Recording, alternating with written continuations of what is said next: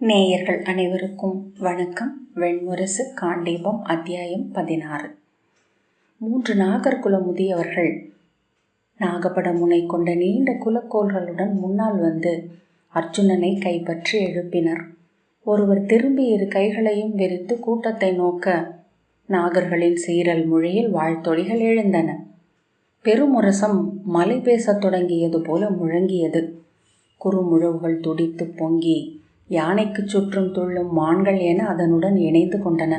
அர்ஜுனனை கைப்பற்றி அழைத்துச் சென்று கௌரவியரின் முன்னால் நிறுத்தினர். கர்கர், மண்டியிடுங்கள் இளவரசே என்றார். அர்ஜுனன் 2 கால்களையும் மடித்து மண்ணில் அமர்ந்து தலையை கௌரவியரின் கால்களில் வைத்து வணங்கினான். அவர் அவன் முடியை தொட்டு தன் நெற்றியில் 3 முறை வைத்து வாழ்த்தினார். எழுந்தபோது அவர் முகத்தில் புன்னகை இல்லை என்பதை அர்ஜுனன் கண்டான். அர்ஜுனன் திரும்பி அங்கு கூடியிருந்த நாகர்குலத்து மூதன்னையரின் பெண்கள் பிறரை வணங்கி நின்றான். தரையில் விழுந்த 7 அன்னையரையும் நாகர்குல பெண்கள் கைகளை பற்றி தூக்கி அமரச் செய்தனர். அவர்களின் நீண்ட சடைக்கற்றைகளை தொகுத்து கட்டி தோளாடைகளை அணிவித்தனர். மூங்கில் குவளைகளில் கொண்டு வரப்பட்ட சூடான நீருணவை அளித்தனர். அவர்களில் சிலர் முற்றிலும் களைத்து தங்களை எழுப்பியவர்களின் தோளிலேயே முகம் புதைத்து சடைத்திரிகள் சரிய கை தொங்க துயிலத் தொடங்கினர். கால்கள் மண்ணில் தொட்டு எழுபட அவர்களை தூக்கிச் சென்று அப்பால் படுக்க வைத்தனர். கை முழவை ஒலித்தபடி நாகர்குல பாணன் ஒருவன் நடமிட்டு முன்னால் வந்தான். தொடர்ந்து 7 நாகரிளம் பெண்கள் உலூபியை நடுவே நடக்கவிட்டு 2 பக்கமும் தாங்கள் தொடர்ந்து வந்தனர். தலையில் இளம் பாளையாலான நாகப்பட முடியும், கழுத்தில் நாகாபரணமும் அணிந்த உலூபி தலை குனிந்து நடந்து வந்தாள். அவளை வாழ்த்தி அவர்கள் குரல் எழுப்புவதை அர்ஜுனன் நோக்கினான். அனைத்து முகங்களிலும் உவகையே நிறைந்திருந்தது. உலூபி இடையில் ஆடையென எதுவும் அணிந்திருக்கவில்லை. ஆடக பசும் பொன்னிறம் கொண்ட வெற்றுடலில் மெல்லிய தசை அசைவுகளுடன் வந்து அவன் அருகே நின்றாள். அவளுடைய இளமுலைகள் நடையில் ததும்புவதை நோக்கிவிட்டு அவன் விழி திருப்பி கொண்டான். குட்டி குதிரையின் இறுகிய தொடைகள் போன்ற இடை அசைவில் மேலும் இறுக்கம் காட்டியது. அவள் அருகே வந்த நின்ற போது தன் வாழ்வின் முதல் பெண் என உள்ளம் கிளர்ச்சி கொள்வதை உணர்ந்தான். குறு முழவுகளின் துடிப்புகளுக்கு மேலாக தன் நெஞ்சில் ஒளியை கேட்டான். நின்ற இடத்தில் கால் பதியாது விழப்போவது போல் தோன்றியது. நானா என்று அவனே புன்னகைத்து கொண்டான். சிறுவனாக ஆகிக் கொண்டிருக்கிறேனா? பெரிய மரத்தாளத்தில் புதிய தோளாடைகளுடன் 3 நாககன்னியர் வந்தனர். முதுமகள் சொல் காட்ட உலூபி அதிலிருந்த புலி தோளாடையை எடுத்து அவனுக்கு அளித்தாள். அவன் அதை அணிந்து கொள்ள நாகர் இளைஞர் உதவினர். அவன் அதிலிருந்த மான் தோளாடையை எடுத்து அவளுக்கு அளித்தான். பிரிதொரு தாளத்தில் கோதையும் தாருமாக தொடுத்த மலர்கள் வந்தன. உலூபி தாரை எடுத்து அவனுக்கு அணிவிக்க அவன் கோதையை எடுத்து அவளுக்கு அணிவித்தான். குலமுதியவர் 3 சொல் காட்ட கௌரவியர் அவள் கைப்பற்றி அவன் கையில் அளித்தார். அவன் கை பற்றி கொண்டதும் சீரல் ஒளியில் எழுந்த நாகர் வாழ்த்துக்களால் அப்பகுதி நிறைந்தது. இருவரும் பணிந்து கௌரவியரின் வாழ்த்துக்களை பெற்றனர். அவர் எழுந்து தன்னருகிருந்த நாகப்பெண்ணின் தாளத்தில் இருந்து மலர்களை எடுத்து இருவர் தலையிலும் இட்டு வாழ்த்தினார். மூங்கில் குவளை ஒன்றில் குடிப்பதற்காக இளவெண்ணீர் வந்தது. முதுமகள் உலூபியிடம் அதை நீட்டினாள். அவள் அதை வாங்கி 3 மிடர்கள் அருந்திய பின் அர்ஜுனனிடம் அளித்தாள். அதன் மனம் குடிப்பதற்குரியதென காட்டவில்லை. அர்ஜுனன் தயங்க, கர்கர், அருந்துங்கள் இளவரசே என்றார். அவன் மீண்டும் முகர்ந்துவிட்டு ஒரே மூச்சில் அதை குடித்து முடித்தான். வாயிலிருந்து எழுந்த வெந்நீராவியில் குருதி மனம் இருந்தது. நாள்பட்டு சீழான குருதி. கர்கர், பதப்படுத்தப்பட்ட நாக நஞ்சு அது என்றார். பின்பு புன்னகையுடன், நஞ்சென உங்கள் குடல் அறிந்தது, ஆயினும் ஒரு கணமேனும் அச்சம் கொள்ளாமல் இருந்தீர் என்றார். அர்ஜுனன் மீசையை நீவியபடி, அச்சம் எதற்கு? நான் களத்தில் பல 100 பேரை இதற்குள் கொன்றிருப்பேன். எனவே எக்கணமும் கொல்லப்படுவதற்கு சித்தமாக இருக்க வேண்டும் என்பதே முறை. என்னை கொல்லும் வாளுக்கு நான் கடமைப்பட்டிருக்கிறேன். என் கொலைகளை அது நிகர் செய்கிறது என்றான். நாகர்குலத்தின் முதியவர்களும் பெண்களும் அவர்களை சூழ்ந்து கொண்டனர். தாங்கள் விழைந்தால் எங்களுடன் இங்கு வாழலாம் என்றார் கர்கர். நான் எங்கும் நிலைத்து வாழ விழையவில்லை. என்றான் அர்ஜுனன். தங்கள் நகருக்கு இவளை அழைத்து செல்ல இயலாது இல்லையா பாண்டவரே என்று முதுநாகர் ஒருவர் சொன்னார். நாங்கள் மானுடர் அல்ல. மானுட இல்லங்களிலும் தெருக்களிலும் எங்களால் வாழ முடிவதில்லை. அவை நேரானவை. எங்கள் உடல்களோ நீரலைகள் போல நெளிவு கொண்டவை. அர்ஜுனன், ஆம், அதை அறிவேன் என்றான். கௌரவியர் அவ்வுரையாடலை விரும்பாதவராக தனக்கு பின்னால் நின்ற பெண்டிரை நோக்கி, மன நிகழ்வு முடிந்துள்ளது, பலி கொடை நிகழலாமே என்றார். அவர்கள் தலை வணங்கி விலகினர். கர்க்கரிடம், பலிகொடைகள் முடிந்த பின்னர் தான் ஊன்களி. இளையோர் எத்தனை நேரம்தான் காத்திருப்பார்கள் என்ற பின் அர்ஜுனனை நோக்கி விழிமலராத உதடுகள் விரிய புன்னகை செய்தார். 7 குகை வாயில்கள் எழுந்த மலைச்சரிவுக்கு முன்னால் பெரிய அரை வட்டமென நாகர்கள் இடம் விட்டு விலகி நின்றார்கள். அங்கு உயிர் பலி நிகழப்போகிறது என்று அர்ஜுனன் எண்ணினான். ஆனால் பலிபீடம் எதுவும் அங்கிருக்கவில்லை. அடிமரம் தரித்த பலிபீடங்களை கொண்டு வந்து வைப்பார்கள் என்று எண்ணி இருக்க, இளைய நாகர்கள் காட்டில் கண்ணியிட்டு பிடித்த ஆடுகளுடனும் மான்களுடனும் வரத் தொடங்கினர். இழுத்து வரப்பட்ட ஆடுகள் கால்களை ஊன்றி நின்று கழுத்தை பிதுங்க நீட்டி கமரலோசையிட்டன. மான்கள் விழியுருள திகைத்து நின்று கழுத்துச் சரடு இழுபடும் போது துள்ளி முன்னால் பாய்ந்து வட்டமடித்து மீண்டும் கால் ஊன்றின. கால்களை பரப்பி நின்று உடல் செழித்து தும்மல் ஒலி எழுப்பின. காதுகளை கோட்டி அங்கிருந்த கூட்டத்தையும் ஒலியையும் பார்த்த மான் ஒன்று பாலை கிழிப்படும் ஒளியில் கனைத்து துள்ளி தன்னை கட்டியிருந்த கொடிச்சரடை இழுத்தபடி காற்றில் எம்பி பாய்ந்து அவ்விசையில் நிலையழிந்து தலை கீழாகி உடல் அரைப்பட நிலத்தில் விழுந்தது. ஆடுகள் தங்கள் கழுத்துகள் சரடால் கட்டப்பட்டிருப்பதை புரிந்து கொண்டன. மான்கள் சரடு என்பதையே அறியாதவை என துள்ளி சுழன்றன.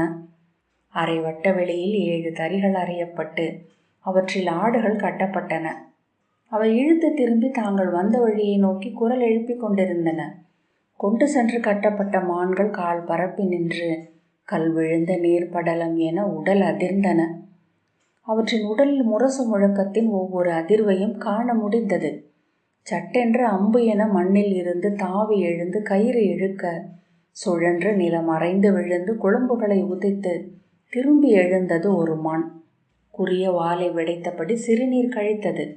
அர்ஜுனன் அங்கு என்ன நிகழப்போகிறது என நோக்கி கொண்டிருந்தான். கூடியிருந்தவர்களின் முகங்களில் மெல்ல குடியேறிய அச்சத்தை கண்டான். கௌரவியர் கை காட்ட முழவுகள் ஓய்ந்தன. பெருமுரசின் தோல் விம்மி மீட்டு மெல்ல ஒலியின்மையில் அமிழ்ந்தது. 2 வெள்ளாடுகள் குறுகிய வாள்களை விரைந்து அசைத்தபடி சிறுநீர் கழித்தன. அதை நோக்கிய பிற ஆடுகளும் சிறுநீர் கழித்து புழுக்கையிட்டன. சில ஆடுகள் மூக்கைச் சுளித்து அந்த மனத்தை கூர்ந்தன. ஆடுகள் அச்சம் கொள்ளவில்லை. மான்கள் நுணுக்கமாக எதையோ உணர்ந்து கொண்டு கடுங்குளிரில் நிற்பவை போல சிலிர்த்து அசையாது நின்றன. மான்களின் தலையில் இருந்த மாறுபாட்டை அப்போதுதான் அவன் நோக்கினான். அவற்றின் கொம்புகள் ஒட்ட வெட்டப்பட்டிருந்தன. ஆடுகளின் கொம்புகளும் சீவப்பட்டிருந்தன. பலி நிகழ்வு தொடங்குவதற்காக அவர்கள் காத்திருந்தார்கள் என்றும் தோன்றியது. பூசாரிக்காகவா அல்லது நற்பொழுதுக்காகவா? அவன் மீண்டும் அந்த முகங்களை நோக்கினான். அவர்கள் அனைவரும் அங்கு நிகழப்போவதை அறிந்திருந்தனர். கைகளை கூப்பியபடி குகை வாயில்களை நோக்கி கௌரவியர் நின்றிருந்தார். கர்க்கர் மறு எல்லையில் நின்ற எவருக்கோ கையசைத்து ஆணைகளை இட்டு கொண்டிருந்தார். கூடி நின்ற அனைவரும் எதிர்பார்ப்பின் திசையில் உடல் எருகி காலம் செல்ல செல்ல மெல்ல கைகள் தளர்ந்து இடை வளைத்து நின்றனர். அப்பால் நாணல் வெளியில் காற்று கடந்து செல்லும் நீரோசை கேட்டது. தொலைவில் காட்டுக்குள் கருமந்திகள் ஒலி எழுப்பி கொண்டிருந்தன.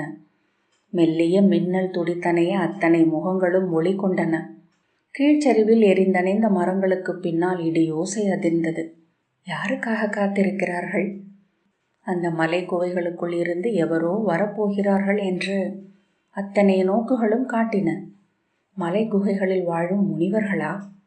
பெரும் துருத்தி ஒன்றின் ஒலி போல சீரல் ஓசை கேட்டு ஒட்டுமொத்த அச்ச ஒளியுடன் அனைவரும் ஒருவரை ஒருவர் பற்றி கொண்டனர். ஒற்றை உடற் சரடென ஆகி விழிகள் தெரித்து விடுவதைப் போல குகை வாயிலை நோக்கினர். முதற் குகைக்குள் 2 மணி விழிகளை அர்ஜுனன் கண்டான். நடுவே ஒரு முகம் உருவாகி வந்தது. வெண்பற்கள் வளைந்த வாயென ஆகியது. பழுத்த களத்தில் நீர் சொரிந்தது போல் மூச்சொலி எழுந்தது. அங்கு பேருருவ முதலை ஒன்று இருப்பதாக தோன்றியது. மெல்ல அம்முகம் குகையிலிருந்து நீண்டு வெளிவந்த போது அது உடும்பு என்று தோன்றியது. அதன் நாக்கு இரட்டை சாட்டை என விசிறப்பட்டு காற்றில் துடி துடித்து பின்னிழுக்கப்பட்டது. அத்தனை பெரிய உடும்பா என்று அவன் எண்ணியது முடிவடைவதற்குள்ளே அந்த முகம் கொண்டு வந்த உடல் வளைந்து தெரிந்தது. வெண்கல நாணயங்களை அடுக்கியது போல செதில்கள் பரவிய பாம்புடல், பொதி இழுபடும் ஒலியுடன் வாய் திறந்து நீரோடை என வளைந்து வந்த மாநாகம் அங்கே கட்டப்பட்டிருந்த முதல் ஆட்டை பாய்ந்து கவ்வியது. இழுத்து சரடை அறுத்து வாய்க்குள் தூக்கி இருமுறை உதறி தலை கீழாக்கி விழுங்கியது.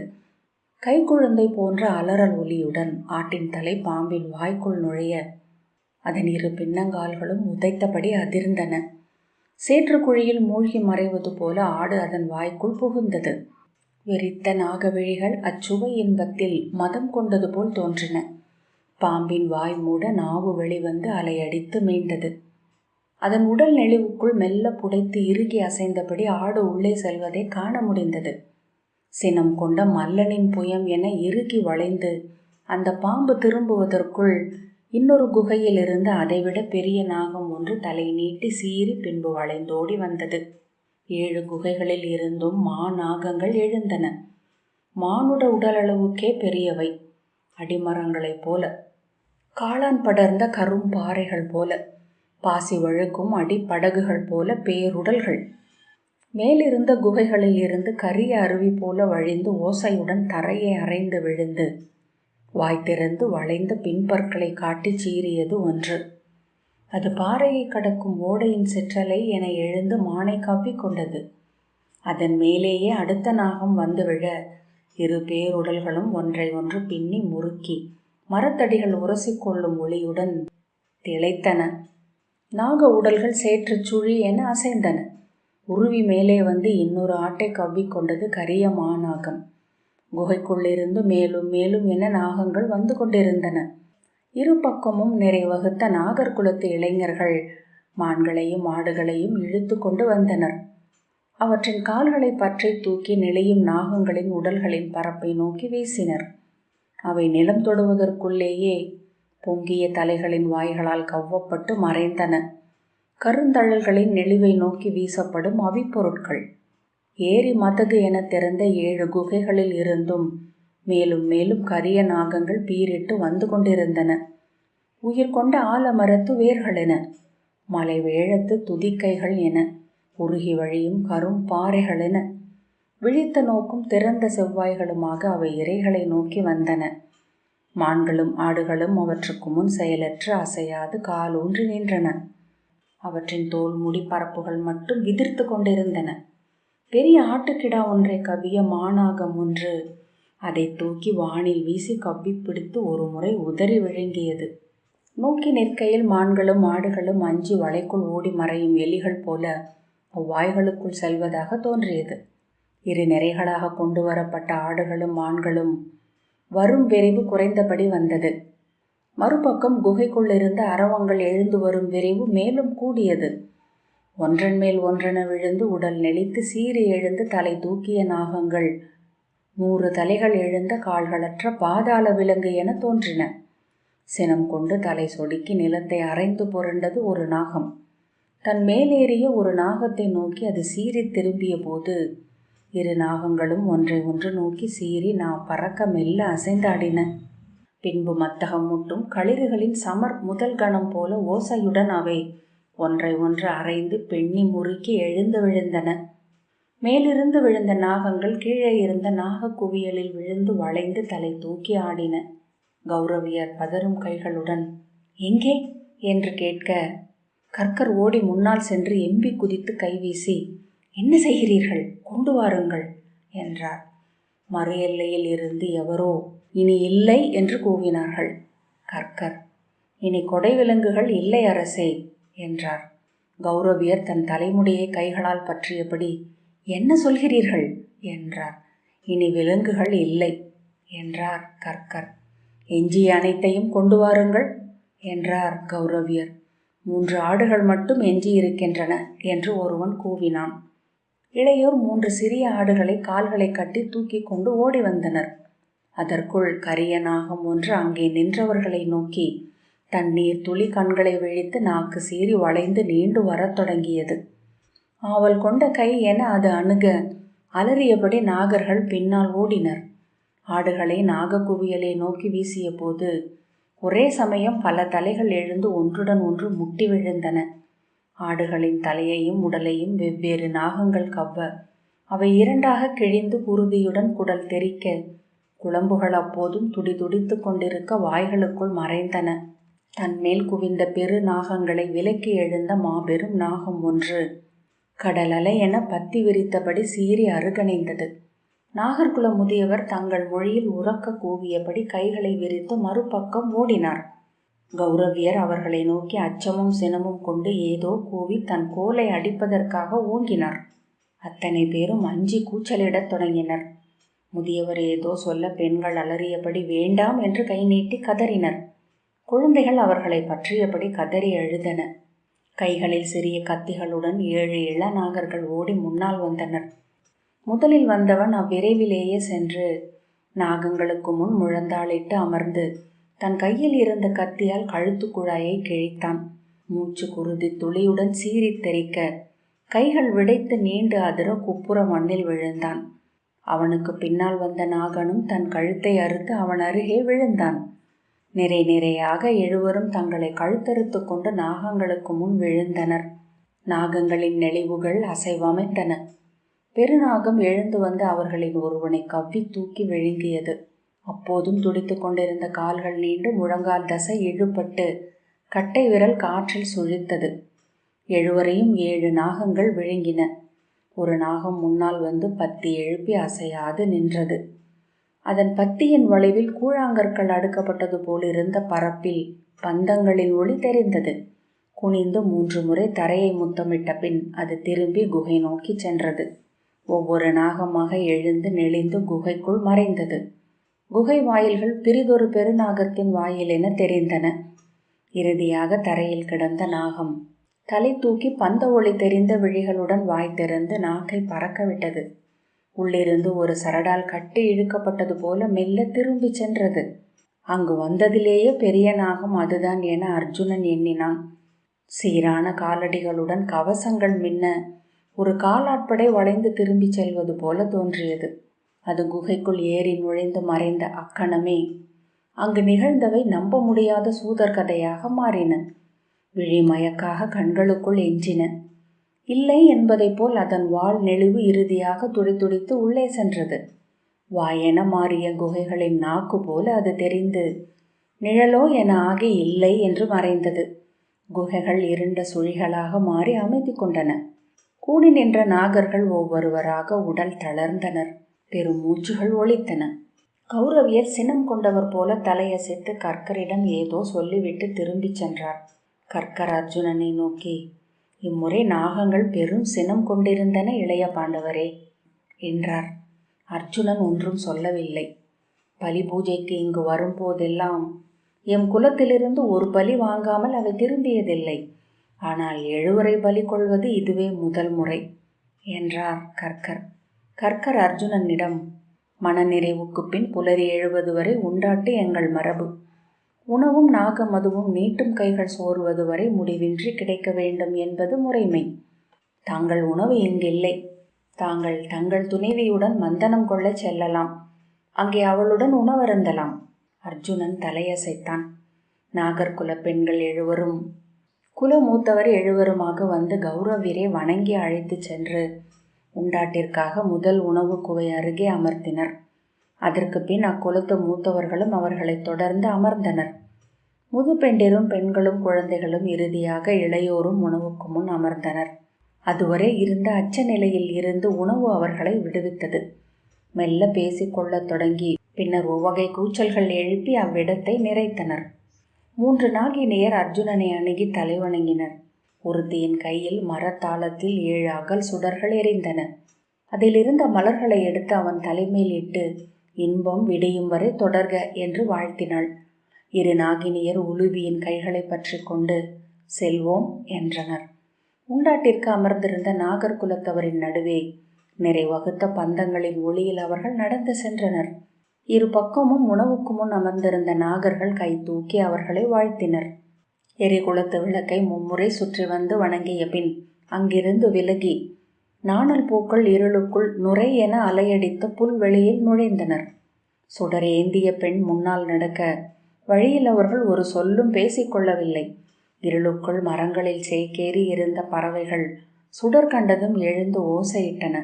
கருமந்தி குலம் ஒன்று உருமல் ஒலியுடன் துயில் கலைந்து கிளைகள் வழியாக தாவி சென்றது. ஒரு பெரிய மின்னலில் அர்ஜுனன் அந்த நாணல் வெளியை நோக்கினான். அதன் இடைவெளிகளில் எல்லாம் பல்லாயிரம் நாகங்கள் நெளிவதைக் கண்ட இருண்ட விழிக்குள் இருளே நெளிவுகள் என நிறைந்திருந்தது. இடியோசை நாக பெருக்கென நெளிந்தது. விண் என விரிந்த காலம் நெளிந்தது. அவர்கள் மேல் குளிர் கற்றைகள் என மழை கொட்டத் தொடங்கியது. காண்டீபம் 16வது அத்தியாயம் இத்துடன் நிறைவு பெற்றது.